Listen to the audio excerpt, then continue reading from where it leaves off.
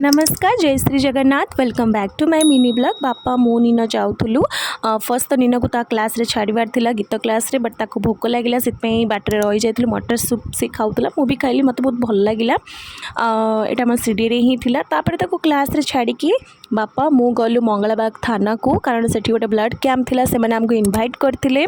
सेठी समस्ते थिले, sir ma'am ताको सहित देखाला एंड सब ऑर्गेनाइजेशन रे मेंबर्स मानको सहित भी देखाला। एडी विजय भाई अछन ताको सहित भी देखाला, बहुत ही भल लगिला।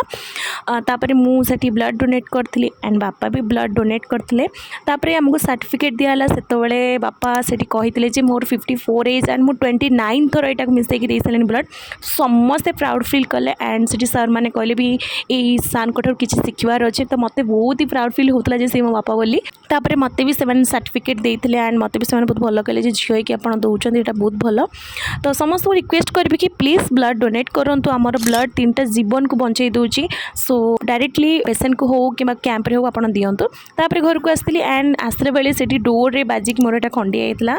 एनीवेज एतिकी थिला वीडियो। जदि मो वीडियो आपण मानको भल लागिथिबो लाइक कमेंट शेयर करबे, मो चैनल को सब्सक्राइब करबे। देखाबो आउट नुवा वीडियो रे। रहुची, बाय।